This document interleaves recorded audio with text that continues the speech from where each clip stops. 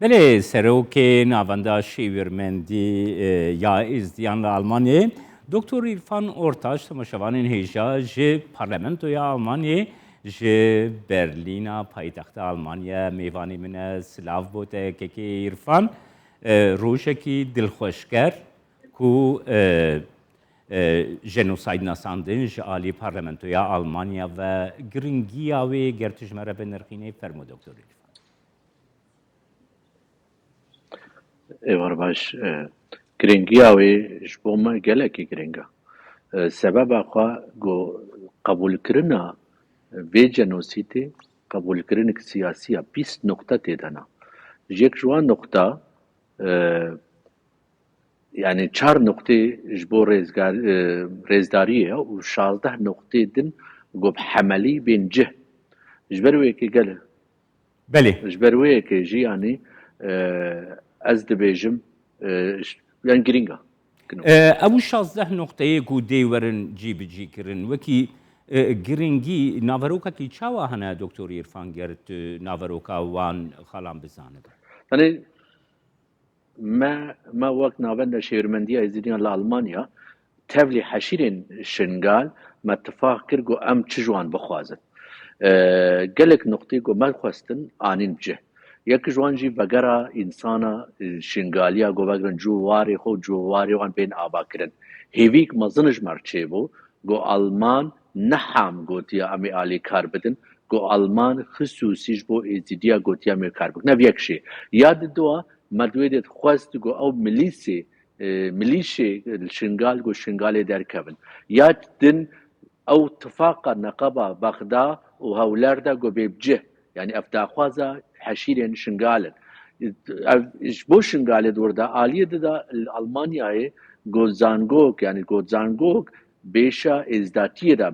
بدرس بده ديتن او يكتن سنتروم كا دوكومنتاسيوني والألمانيا بي آواكرن يعني جبروي كي راستيجي البته نقطه ديجي هبون گوما اف چند روزن ما بریاهن گجو نهاجو اف چند روزن گوما گوت مر ناراضی بونا خو ما دا راستی جنب دلی ما بو مثلا و چند نقطه مثلا نقطه دوی ده و نقطه هفته ده بیژن گو دوی ده ما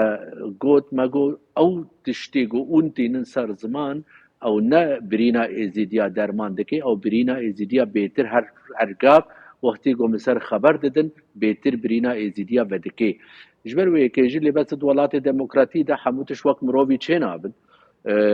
گلک نقطه گو مد قوست وقت ما چیبون و چند نقطه هنا گو نوقت ما چیبون تیوی محنه گو او گروپی گو او نقطه قوستن خود يعني تي ديار كرن جوان جيجبو بروجي خوا او نقطه كرن ناف تاگو پروژه وان بینجه دکتر عرفان ها آن لینه بار بو وزیر در ویا آلمانی پشتی ناساندنا وی بریاری راگ هند کو آلمانیا ناوندا جواتا ازدی لدیاسپورaya بگومان راستیه اویک و حجمارک زیده جواتا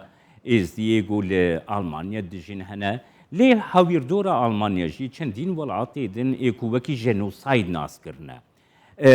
گلو کوردیناسیون که نبینا وان ولایتان دکاری انجام بده یان جی ببه پینگاوک نوج بو جنوساید ناس کرنه جبو جالی ولایتین دنجی من قالك رئيس حرمات جبو قراري جو بري هاتنا دان من هيا بس او قراري دنت بايبيدا يعني قرار دانا رئيس داري جبي جنوسي درقرتناو يا المانيا جدايا يا المانيا بحمل واقريدايا البته مدا خواز بگن گو او کوردیناسیونک چه ببی گود نقبه همو او المانيا يعني ولات اوروبي دا لها هري گرینگ نگو بايبيدا اف جنوسيد بايبيدا بمينه ام زختيل سر حكومتا خوا يا المان دكن جو او قرارا جو بارلمانتو داي بكن حمل حتى نكبي حمل طيبيدي بميني وتقدروا قيمتي ويجي البامة تنايا حتى جو بكبي حمل ويشاقي امي قدروا قيمتي بدني نا مريزداريا روجك ديروكيا يعني بارلماني زخت لسر حكومتي كريا جوا نقطة 16 نقطة بحمل دا بينيج ما إيرو مسحة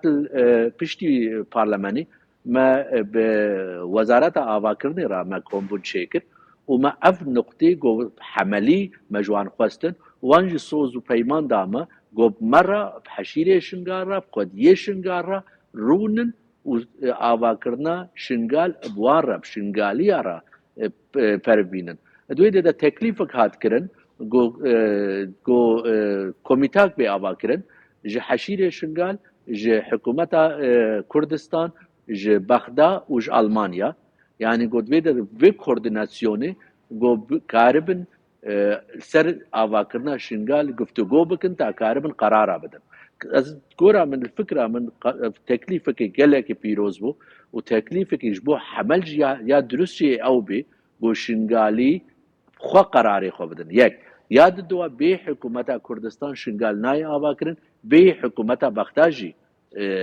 ناي آواكرن ألمانجي قوتيا ادبيها وايدا امجبوان علي كاربن دکتور عرفان نها گرنگیا آلمانیا دنیاوی کیتی اروپا داش خودش تکی برچاوکو دی کیتی اروپا دا آلمانیا ولاتی حریب باندور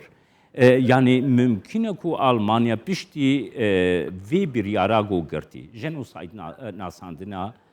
izdiyan. Yani ev yek berferah bebi velatin din zilhiz mazınji Avrupa'yı gavi usaba vijin. و دیکی تیا اروپا دا حتی نتوین یه گرتی ده اف پیشنیار بچه جبو جنوساید ناساندنا ازدیا ما قلت نقو هيا داخوازي معاون وداخوازي قو بارلمنتو حكومتا ألمان جي كرنا أوا قو بهاوالي قرد ناوا أوروبا دا ناوا يكتيا أوروبا دا وناف نتوي دا قو بهافرا كار بكن يك محكمة ناف نتوي بي آوا كرن دا كل حمودة برا ایگو تبلی وی سوجه جنوسید بوین دا بین محکمه بکرن بین جزا کرن دا الحمو جیهانه ام کاربن او ایگو تبلی وی سوجی بوین دا ام کاربن وان محکمه بکن او جی ایگو نکو جرتنه ایگو پشکریا وان جی کری ایگو پروپاگاندا وان جی کری ایگو نان و خوارن و آف جی دایوان او جی شریکی وی سوجینا محنا يعني جبروي كي واتا في جنوسيدش بو مجالة جرام بيشتي جو ألمانيا أف قرار دا ام صدي صد ام باورن قد قلق دولتي دجل سربي حساسي كارو خواتي بكن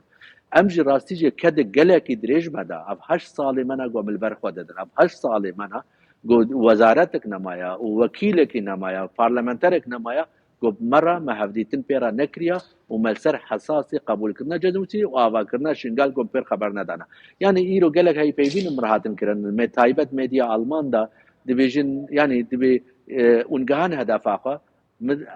از وی برس بدمان هینو دست پیکا ام نگهانا هدفاقا ام هینو دست پیده کد ام هینو وجا گاوی حملیه می باویجن حتی نها گو قرار بدان قرار هدان وجا هینو خباتا ما دست پیده که